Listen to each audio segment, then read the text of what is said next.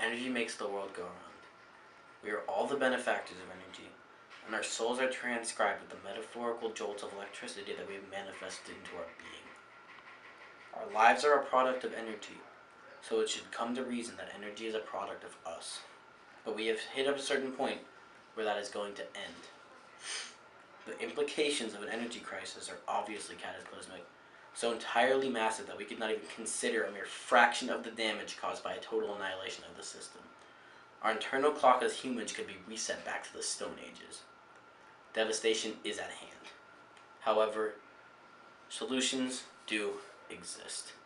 Our group has searched for answers and we have found them in plain view. However, a symposium for the future will not exist until the future arrives.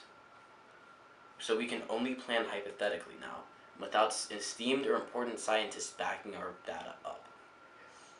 Our plan could technically work, but we could not influence it. This plan is a global one for the world's leaders to address. Our essential question is, what is the most efficient way to provide a long-term solution to our energy needs?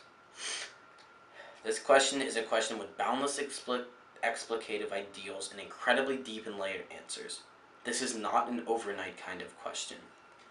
This being so, the first step that our current system could take is increased funding into the development of solar power and thorium reactors. Solar power is a technology that is nearly as functional as a whole in society. It just needs additional research and awareness surrounding it. The way we accomplish this is through harvesting electric cars. No satire. Cars create an ability to store electricity through their batteries.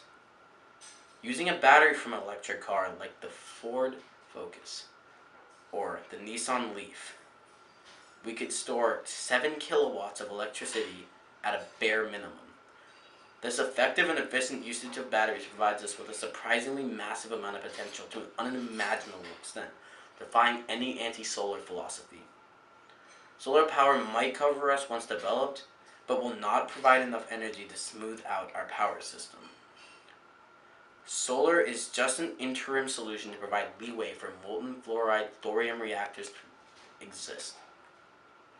Thorium is something we've already stated we believe is the future, so the details are somewhat unnecessary.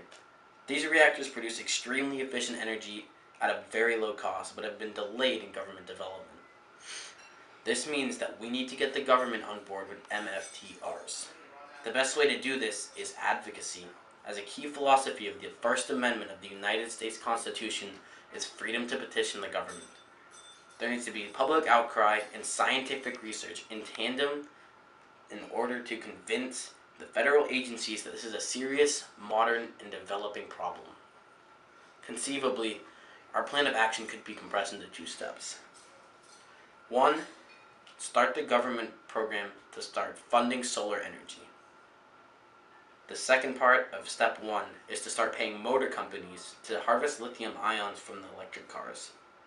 And the third part of step 1 is to start developing a power grid to handle solar energy and connect lithium batteries to transformers and generators in the system. This first step is a key to modern development. At the same time, we should also simultaneously start petitioning the government to create funding for the thorium reactor technology. We should also start petitioning the government to create funding for awareness for energy concerns. And we're also going to need to overcome the coal and oil lobbyists and start progressive energy programs. We also need to globally expand programs to connect with other countries, and we need to finish our thorium reactor technology and put it into use. Our goals are not only achievable, but rooted in reality to an extent where it could happen. The government obviously has a bigger role to play in this than 2 average students can, but overall, I believe creating the plan of action is a good, solid step.